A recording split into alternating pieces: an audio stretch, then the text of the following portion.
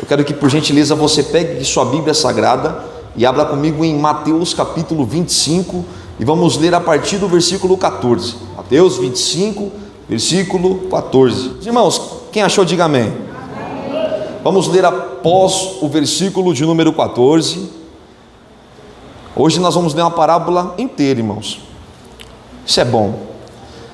O versículo 14 ao versículo 30. Se minha tradução estiver diferente, não se preocupe não, porque o sentido é o mesmo. Amém? E também será como um homem que, ao sair de viagem, chamou seus servos e confiou-lhes os seus bens. Um deu 5 talentos, a outro 2 e a outro 1, a cada um de acordo com a sua capacidade. Em seguida partiu de viagem. O que havia recebido 5 talentos saiu imediatamente, aplicou-os e ganhou mais 5. Também o que tinha 2 talentos ganhou mais 2. Mas o que tinha recebido 1 talento saiu, cavou um buraco no chão e escondeu o dinheiro do seu senhor. Depois de muito tempo, o senhor daqueles servos voltou e acertou contas com eles. O que tinha recebido 5 talentos trouxe outros 5 e disse: Senhor, o Senhor me confiou 5 talentos, veja, eu ganhei mais 5. O Senhor respondeu: muito bem, servo bom e fiel. Você foi fiel no pouco, e eu o porei no muito. Venha e participe da alegria do seu Senhor. Veio também o que tinha recebido 2 talentos e disse: Ô Senhor, me confiou 2 talentos, veja, eu ganhei mais 2. O Senhor respondeu: muito bem, servo bom e fiel. Você foi fiel no pouco, e eu o porei sobre muito. Venha e participe e alegre-se com o seu Senhor. Por fim, veio o que tinha recebido 1 talento e disse: eu sabia que o Senhor é um homem severo, que colhe aonde não plantou e ajunta aonde não semeou. Por isso tive medo, saí e escondi o seu talento no chão. Veja, aqui está o que pertence ao Senhor. O Senhor respondeu: servo mau e negligente, você sabia que eu colho aonde não plantei e junto aonde não semeei. Então você devia ter confiado o meu dinheiro aos banqueiros, para que quando eu voltasse eu recebesse-o de volta com juros. Tirem um talento dele, entreguem-no ao que tem 10. Amém. Pode se assentar. Meus irmãos, nós temos hoje no planeta Terra aproximadamente 7,8 bilhões de seres humanos. Você sabia que existe um fenômeno que vai matar todos esses seres humanos? Todos esses seres humanos, que é o tempo. Daqui a 150 anos não haverá mais um ser humano dessa geração, não haverá mais nenhum de nós aqui vivo. Se Jesus não voltar, daqui a 150 anos, todos nós já estaremos mortos. Esse é um fenômeno que todos nós temos certeza. Uma das poucas certezas que temos na nossa vida é a morte. E eu me perguntei esses dias: Senhor, sabendo que estamos em um curto espaço de tempo na terra, sabemos que temos pouco tempo para poder exercer um grande serviço na sua presença, o que é que o Senhor quer que nós façamos nesse curto período de tempo? E Jesus, Ele me trouxe essa parábola. Essa parábola tem muito a ver conosco hoje. E eu dando o tema a essa mensagem, eu quero que você repita comigo e diga: negocie. Diga com mais intensidade, diga: negocie. Pois bem, a Bíblia Sagrada conta que existia um senhor que tinha alguns dos seus servos, e ele precisou fazer uma viagem, e fazendo essa viagem, confiou talentos. Talento nada mais é do que uma peça com 35 quilos de algum material.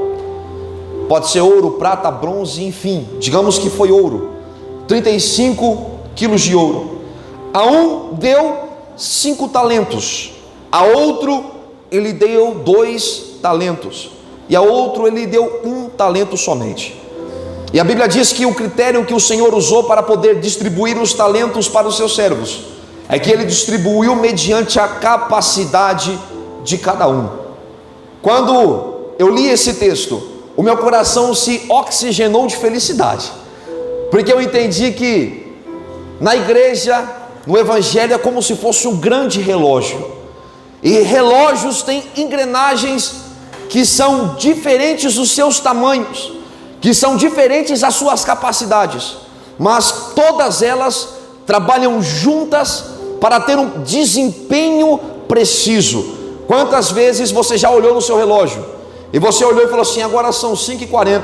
Você olhou em outro aparelho e você viu que também era 5h40. No outro dia você olhou e viu que o seu relógio estava exatamente sincronizado com o relógio que você havia visto. Isso é precisão, isso é resultado de todas as engrenagens trabalhando sozinha. E Deus falou ao meu coração e falou assim: filho, para que os meus servos possam entender que o meu objetivo é que todos trabalhem, eu distribuí a todos talentos mediante a sua capacidade.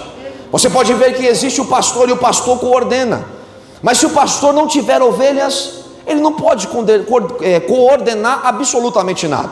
Você vê que na sua igreja existe o Rui, e o Rui filma o culto, mas se o pastor não coordenar ninguém e não haver ninguém, não haverá culto naquele lugar. Cada pessoa pode ter tamanhos diferentes, mas são essenciais para o serviço, para o trabalho e para que funcione de uma forma precisa.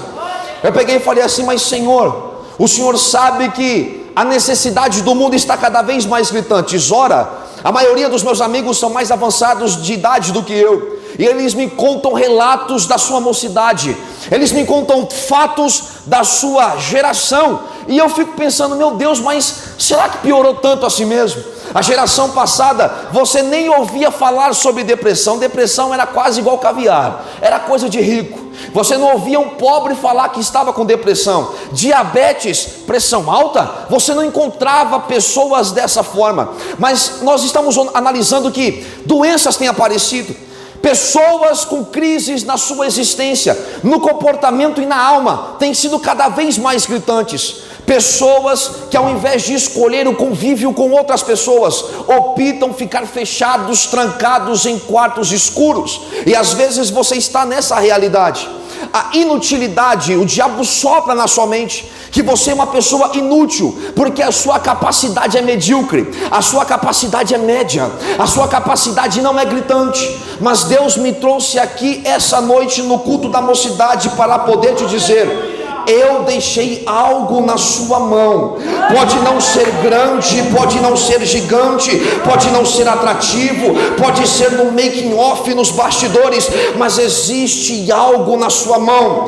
Deus, Ele não colocou você no corpo da igreja, Deus não te introduziu na nossa congregação para você ser um homem, uma mulher, um jovem de banco para sempre. A ordem de Deus para a sua vida essa noite, mesmo que seja 1 talento, ou que seja 5 talentos, comece a negociar o que um dia eu te dei. Faça com o pouco que eu te dei crescer, gerar frutos. Você lê a Bíblia Sagrada, você sabe que a Bíblia Sagrada, ela diz que no processo de seleção, não fomos nós que chegamos aqui na frente e dizemos: Senhor, eu te aceito como meu Salvador, eu quero a tua graça. Não é assim que funciona. João 15,16 diz que não foi vocês que escolheram a Ele, mas foi Ele que escolheu cada um de vocês. E a ordem imperativa é negociar. E por quê? Porque Ele os escolheu. Não foi simplesmente para poder ter status, não foi simplesmente para entrar na moda, não foi por isso, irmão. A ordem imperativa foi: eu vos escolhi para quê? Dei frutos, e frutos que permaneçam.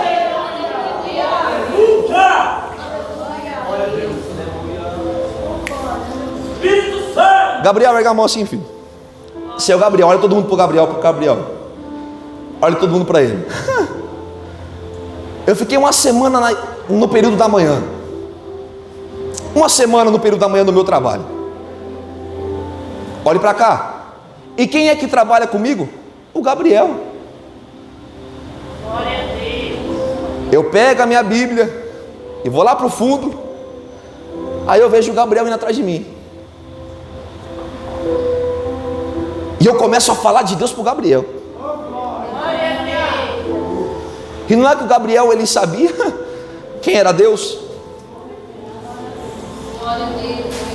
Só que eu gosto tanto de ler a Bíblia, irmãos, e o Gabriel estava me atrapalhando ali.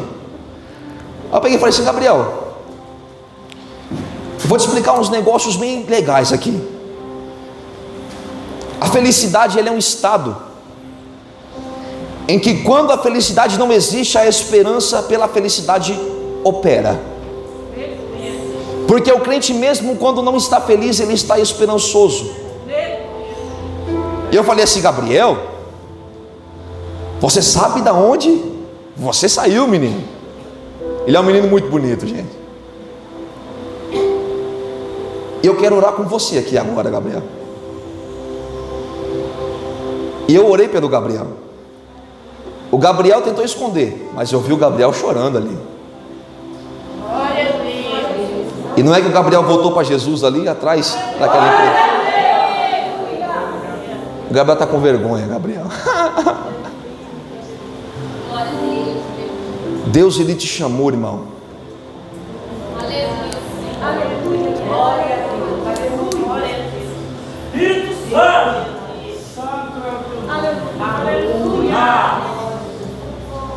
Eu falei para o Gabriel: Gabriel,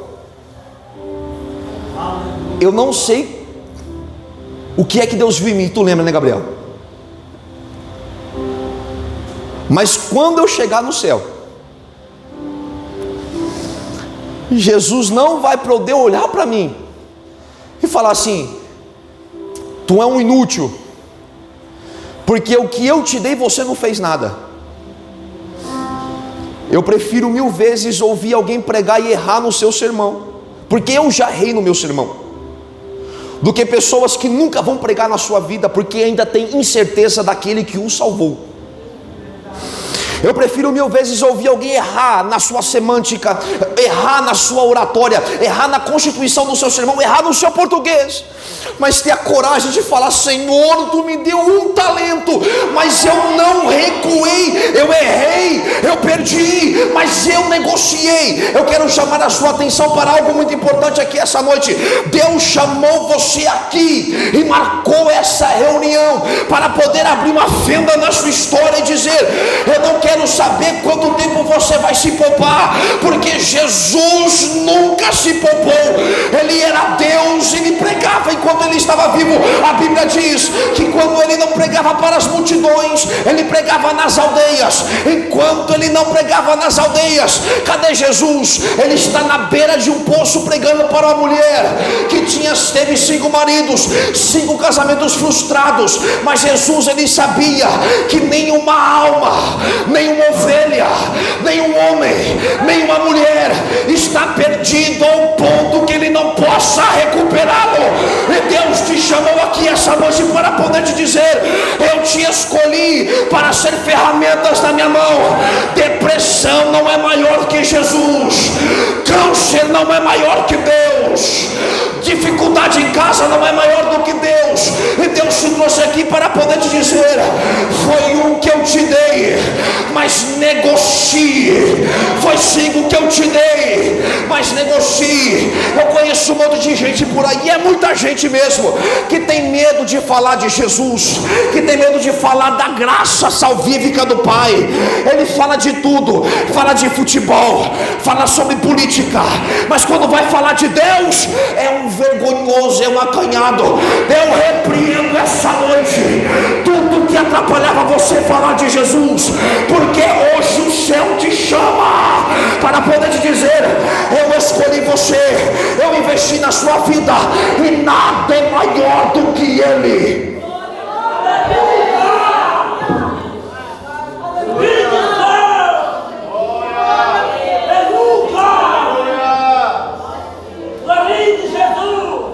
Você ainda não se tocou que o muro que te aprisiona, ele te fecha de contratempos, você não sofre nenhum tipo de decepção. Mas aqueles que têm medo de experimentar o amargo da decepção, pastor Hugo, eles nunca experimentarão o doce da vitória. Aqueles que têm medo de se decepcionar na vida, têm medo de investir, têm medo de arriscar, essas pessoas estão cercadas em uma bolha, a qual o medo é o seu pior inimigo, e nunca na sua vida vão conseguir negociar. Quer saber, irmão? Deus, Ele conhece você, Ele sabe muito bem quem você é. Às vezes Ele te conhece mais do que você mesmo se conhece.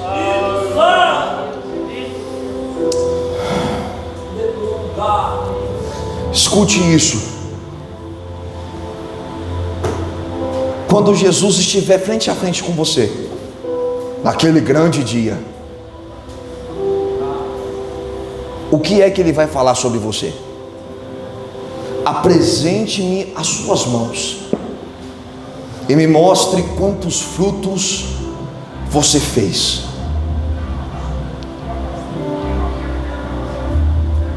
Eu prefiro 1000 vezes dizer para todos aqui que foi nos meus erros que eu aprendi mais, porque ninguém aprende com o sucesso. O dia bom, ele já vem pronto, pastor Hugo. O senhor nunca ouviu na sua vida de pastor, eu acredito 100%, uma ovelha chegar no senhor e falar assim: pastor, ore por mim, porque amanhã eu vou receber um aumento, eu acho que eu não vou aguentar. O senhor nunca vai ouvir isso, pastor Hugo, porque o dia bom já vem pronto. O dia bom, evangelista, ele já vem fecundado, já vem eclodindo, já vem daquele jeito. Mas a Bíblia, ela é muito sagaz e sempre expôs tantos pontos positivos dos seus maiores ícones, como também colocou os pontos dos fracassos. Abraão mentiu 2 vezes sobre o seu relacionamento com Sara. Isaac mentiu sobre o seu relacionamento com sua mulher. Moisés negou a fazer o que Deus mandou por muitas vezes, até que Deus o convenceu, bateu na rocha. Mas mesmo Moisés cometendo grandes delitos, foi o maior libertador da história de Israel. Mesmo Abraão cometendo grandes delitos, ele foi o pai de multidões. Quer saber um negócio, irmão? Davi cometeu mais erro do que todo mundo aqui. Davi errou mais do que todo mundo errou. Mas a diferença é que Davi, quando ele descia na oração, ele não ia falar: ai, mano, que acessível Deus, soberano Pai. Davi ia rasgando o seu coração, porque ele sabia que ele podia ter a capa de rei, a coroa de rei de Israel, mas no fundo do seu coração ele era um pobre pecador. Eu estou pregando aqui para uma mocidade de todas as idades, e Deus hoje ele vai tirar de você esse bloqueio da sua mente, que você tem tanto medo de errar que nunca acerta, é tanto medo de fracassar, pastora Cláudia, que nunca funciona. Você nunca parou para pensar que o seu medo de fracassar, ele é o maior fracasso da sua vida? A ordem imperativa para você aqui essa noite, eu vou entregar agora, é que mesmo que eu perca o talento que Deus me deu, eu nunca vou ser morno, eu vou ser quente ou vou ser frio. Para de ser morno, para de ser morno, para de ser medroso, irmão. Tenha coragem de ser um homem de posicionamento, uma mulher de posicionamento, para poder dizer: sou cristão e defendo a minha fé. E doa quem doer, irmão. Gabriel, ele sabe muito bem. No meu serviço eu me misturo com todo mundo. Todo mundo sabe que eu estou no meio de todo mundo ali, mas nunca me viram xingar uma palavra, não. E depois do Gabriel, está aumentando o número lá atrás, pastor. Agora já tem 3 pessoas. Inclusive um ateu que falou assim: ó, menino, eu não acredito muito na Bíblia não, mas eu gosto de ver você pregar. Sabe o que é isso, irmão? É porque na minha vida eu posso não ser o melhor pregador. Eu sei que eu não sou. Eu posso não ser o cara mais eloquente da igreja, e também sei que eu não sou. Mas eu não tenho um pingo de medo de errar. E muitas pessoas elas falam assim: mas por que você acerta tanto? É porque eu errei bastante, e os erros me ensinaram a ser um homem melhor. Foi fracassando que você cresceu, foi chorando que você se levantou. Não existe uma grande vitória se não haver uma grande luta. Não existe grandes sorrisos se não haver grandes noites de pranto. Não existe um vencedor se não haver uma derrota. Eu estou pregando para homens e mulheres que essa noite Deus está tirando o trauma de perder, porque Deus não está nem aí se você vai perder, mas Ele sabe que é perdendo que se aprende a ganhar, e nós seremos mais do que vencedores, em nome de Jesus.